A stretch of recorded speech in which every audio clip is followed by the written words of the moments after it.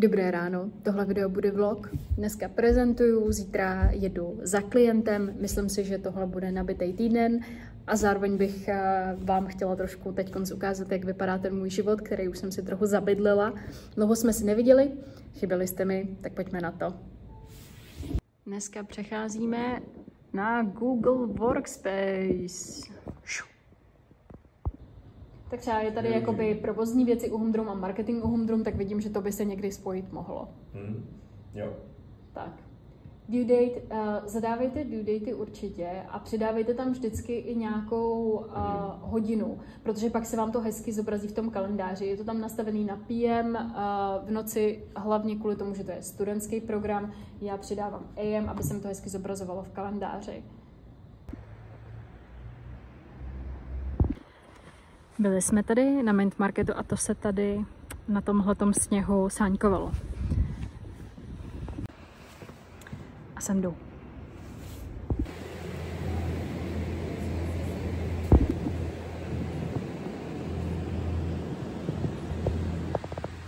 To mám štěstí.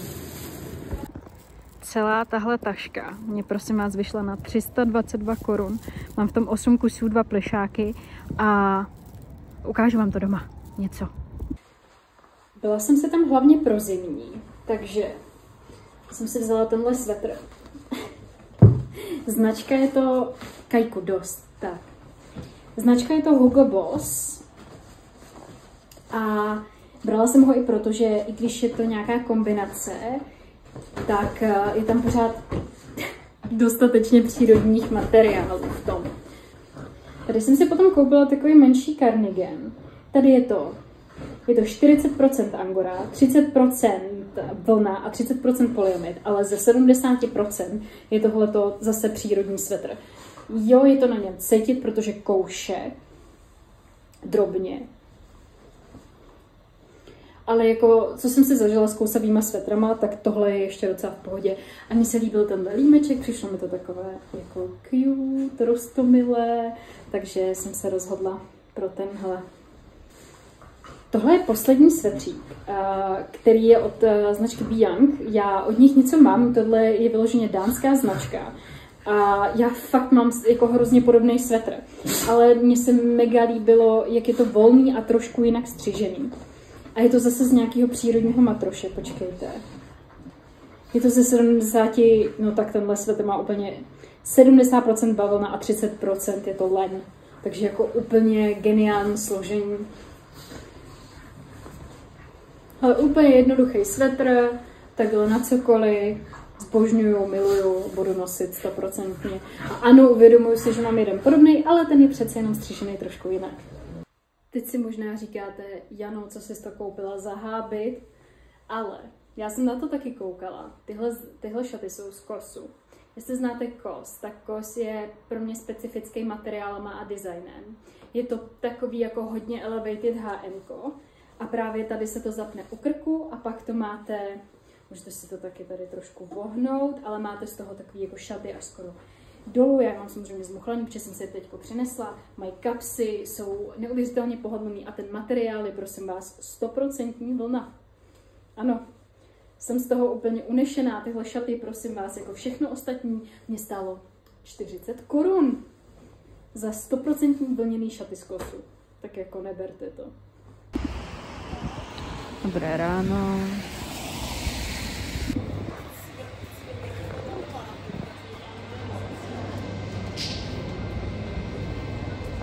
A Brno hlavní nádraží s odjezdem v 10 hodin 4 minuty je přistaven na kolej číslo 10, sektor E, H.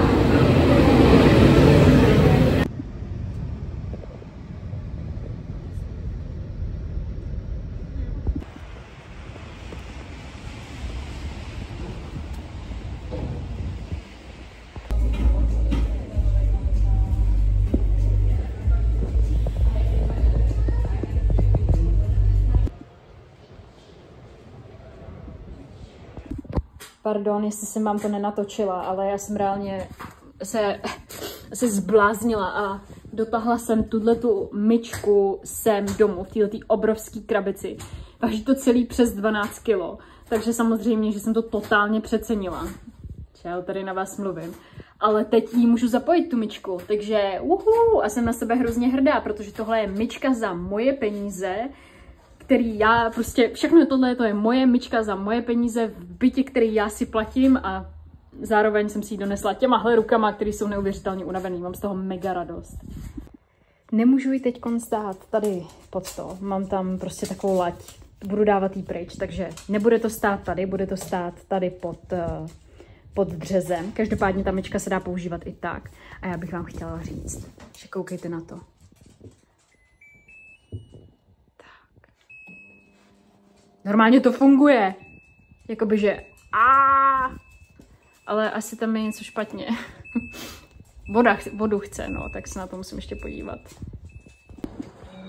Pak jsem mu zmiňoval, že Další den v práci. Včera jsem byla v Praze za klientem, dneska jsem tady v Plzni a právě jsem dorazila. Tady už je někdo ready na Tech Tower Party.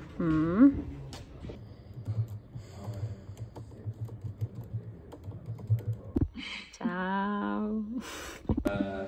We can do some kind of cooperation. Ty ještě nemůžeš vzít? ještě nemůžu, víš, tak ještě počkám. Já tady budu být, Ještě víc jídla.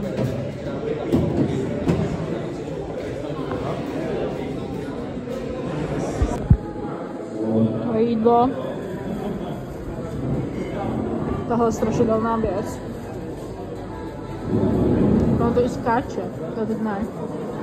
Tak z večírku jsem musela odejít kvůli těmhle mým zvířatům, tak jsem si vzala trochu cukroví doma.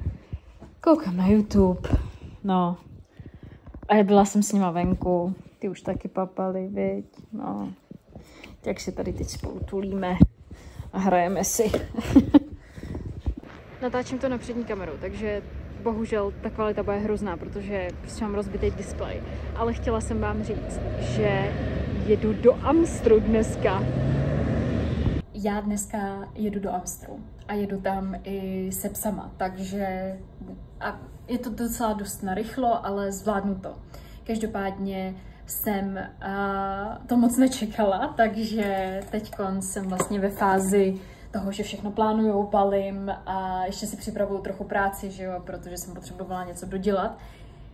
A je to nečekaný, jsem ráda, že to mám prostě teďkon na videu, ale jsem teď jakoby ve všech těch přípravách, potřebuju tady trochu pouklidit, ještě mi jede sušička a vezmu vás s sebou. Je to fakt nečekaný zvrat tohle týdne, takový plot twist, ale moc se těším. A došlo mi, že vy nevíte ten kontext, pokud mě sledujete jenom na YouTube, tak máme teď s mým přítelem, který byl bývalý, teď je asi zase současný, takový stav, kdy to zkoušíme. Je to rozhodně stížený tou závislostí a neberu to na lehkou váhu, ani jeden z nás to nebereme na lehkou váhu, každopádně já jsem teď ve věku, kdy si to můžu dovolit jako zkoušet a můžu si já vyzkoušet, jak mi v tom bude, jakmile mi v tom bude špatně, tak to opouštím. Ale máme se pořád docela rádi, tak to chceme trochu zkusit. No, proto tam jedu. Pokud chcete třeba i víc kontextu, tak je to na mém Instagramu. Každopádně bobíci teďko, moji pejsci trochu odpočívají a já tady musím uklidit rychle a připravit to tady prostě na ten můj odjezd. Tak vás vezmu sebou. Tady už mám všechno napsané, co musím udělat a tady už se na to všechno chystá. Ještě potřebuju pustit myčku, takže jdu teď si trochu uvařit, abych měla co do té myčky dát a tak. Myčka skoro hotová. Nádobí umyto, tady je vysáto, tyhle jedly, koukám se na YouTube. No, je to dobrý, viď? Ještě mi došly antidepresiva. Takže si jedu rychle vyzvednout, protože je prostě nutně potřebuju.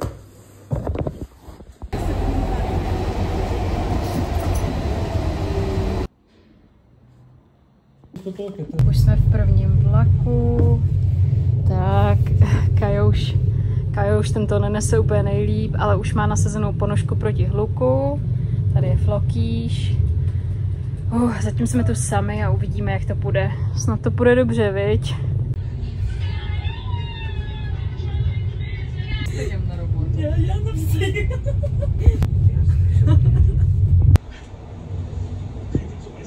Už jsme na Hlaváku. Čau. Tak už jsme ve druhém vlaku. Kluci zatím dobrý. Tady mám všechny své věci. No, šikovní jste. Už jsme skoro tam. Kluci jsou ještě bez vodítka teďko, protože by to byl jinak strašný madlajs. A už se blížíme do Amstru, víš? Máš radost? Ještě ani nevíš, co tě čeká. Tolik parků, který už znáš. Spali jsme tam ještě s 5 lidma, tak to byl docela nářez teďko ráno. Ale dobrý. Jsme dobrý, viď? Jsme tady v druhém domově.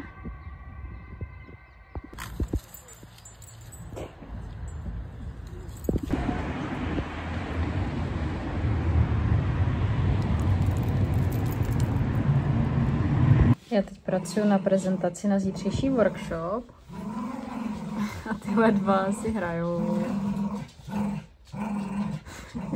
Floky je daleko víc introvertní, takže tohle to úplně nedává.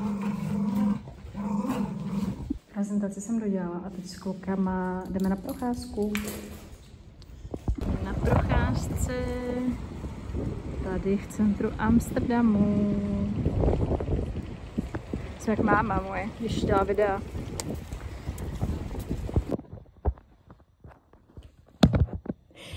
Mám to za sebou a moc děkuji holkám, který byli celou dobu se mnou na workshopu a zároveň vám chci říct, že z tohohle je záznam, i ten záznam bude interaktivní a bude tam prostor pro vaše odpovědi, takže pokud si chcete koupit třeba jenom ten záznam, tak zpětně můžete a zároveň pro ty z vás, kteří se ho už koupili, tak za pár hodin, až se to video zpracuje, tak vám ho pošlu.